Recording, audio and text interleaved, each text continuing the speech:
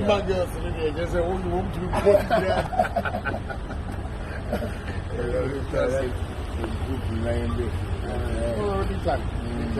I'm happy for you and your friends back to Don't boy. I want to come to you. When they finish the cake.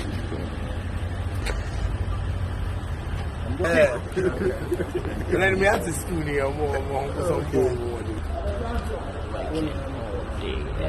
Straight out of California, straight out of America. Yeah. It's a Godfather's birthday. Ronnie. It's everywhere. It's everywhere. Yeah. Long life, success, prosperity. Yeah. Big Happy birthday, big dog.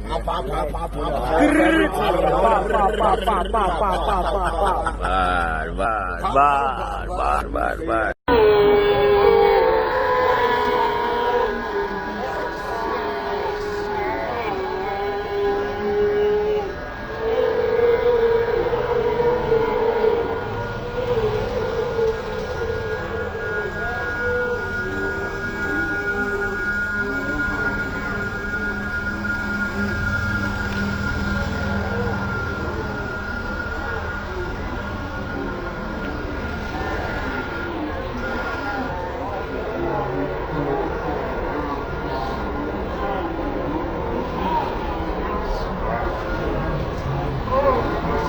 Yeah.